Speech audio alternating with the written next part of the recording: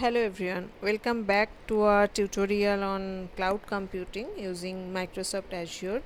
So far in the earlier sessions, we had some understanding about cloud computing.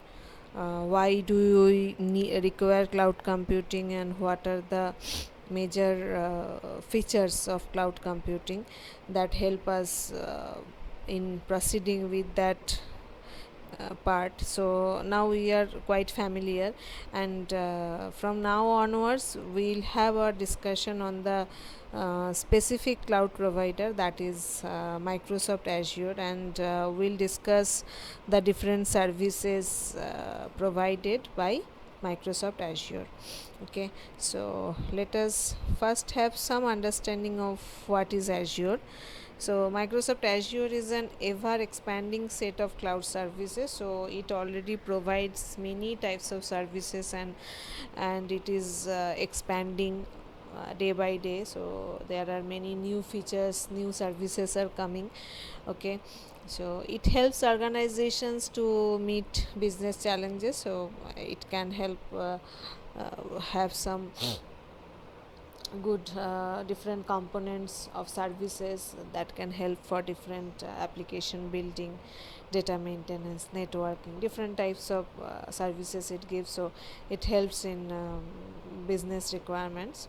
Then it helps to build, manage and deploy applications on a massive global network. So there is a huge network of services, and you can have the services accessible globally. So that are the main advantages of using Microsoft Azure. And it can host some existing applications as well, that we'll discuss as we go on more details about those things. Then okay, there is the portal, so we'll use that portal in the training session only. So I'll show you that how it is very easy to manage through portal. Different services you can easily manage through portal. Okay, and there are different services provided by Azure, and all these three types of services are there, as we have already discussed about infrastructure as a service, platform as a service, and software as a service. So few examples I have provided here. So for IaaS there are virtual machines, storage, networking. Then as PaaS there are app services, database services, cognitive services.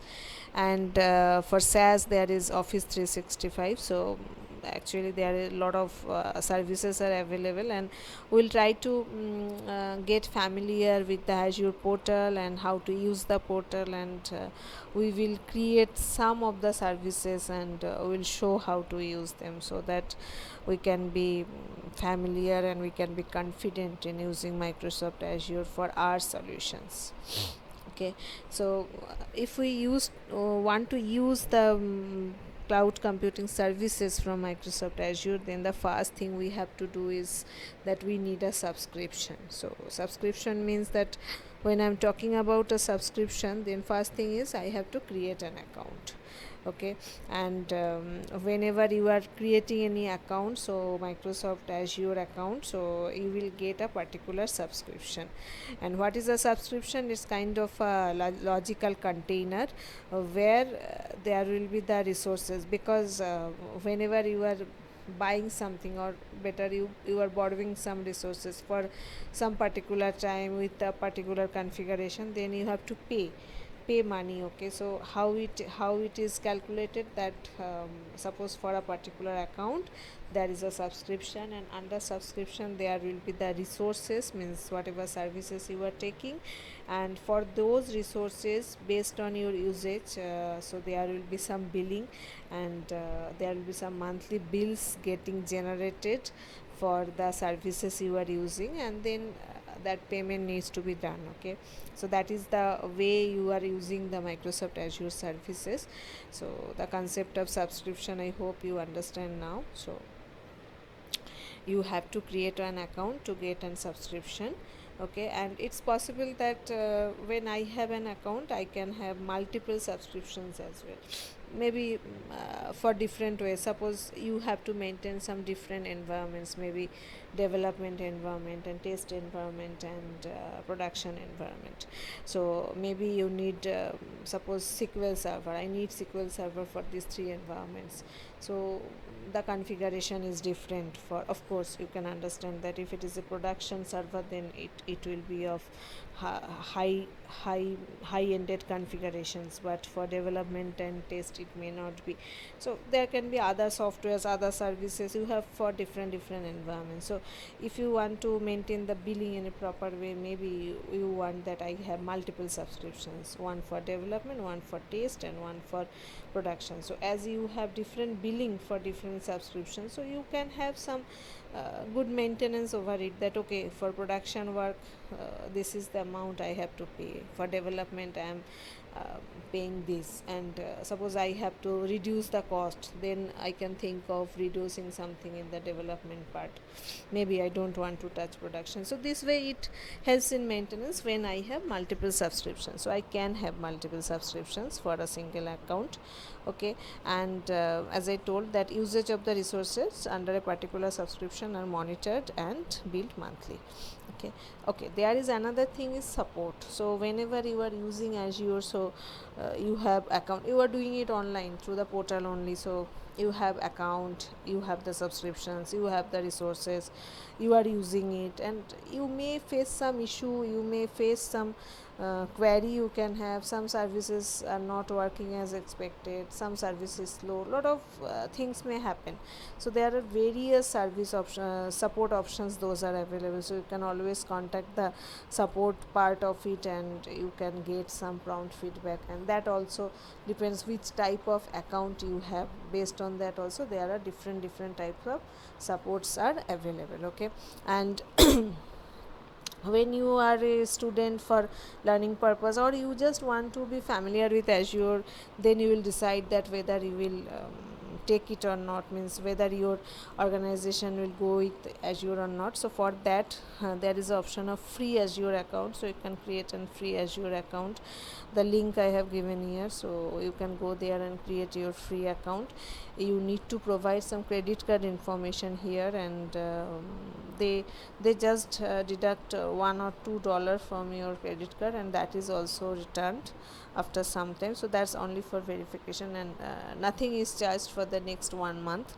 So for 1 month the subscription you get free, and lot of services mostly are free. So you can use it, you can be familiar with Azure, and then after 1 month you can decide that whether you want to continue with Azure or you want to just stop it. Okay, so that is absolutely fine. So you can try here with this free Azure account creation link, and create some free Azure account. Okay, so there are few terminologies that will be used very frequently, so it's better that we have some idea about it. So first one is resource manager. So it is the deployment and management service for Azure. Okay, so it's the entire resource management, because every service we term it as a resource. So it needs to be managed when I want it, I want to scale it, I want to return it, I don't want it some after some time. So all these things needs to be done, and that is being done by resource manager. It provides a management layer that enables you to create, update, and delete resources in Azure account. So when I have an account, then I can create a resource, I can update something in the resource, and then I can delete also. So everything is being done by a layer being given by the resource manager. Then after all, what is a resource at all? So the resource is a manageable item that is available through Azure. So anything I take from Azure, that is a resource. Okay, it can be a virtual machine, it can be a storage account, it can be a web app, it can be a database, it can be a virtual network, anything. So whatever service I am taking from Azure, maybe I am creating, I am updating, I am monitoring, I am managing, then I may drop it.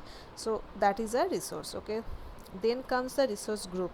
So this is a container, it's kind of a logical namespace, I may say, that you have many types of resources. Suppose you have many books, so maybe you can categorize them when you are keeping it in the in the shelf, so you can think that okay, the first shelf will contain all the computer science related books, the second shelf will contain all the mathematics books, the third one will contain physics books, kind of. So it is kind of a container that holds related resources for an Azure solution.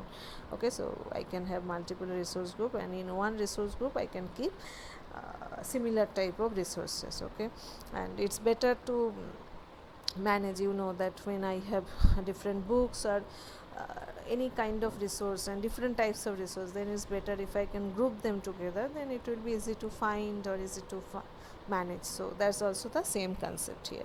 So now we know what is a subscription, what is a resource manager, what is a resource, what is a resource group, right?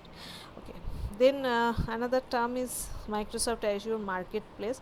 So it's nothing but the online store, means because whenever you are going to the portal, then you can just select any service and you can just start working on that thing. Okay, so it's kind of a marketplace. So marketplace is a, means it's kind of a store, so you can just go there.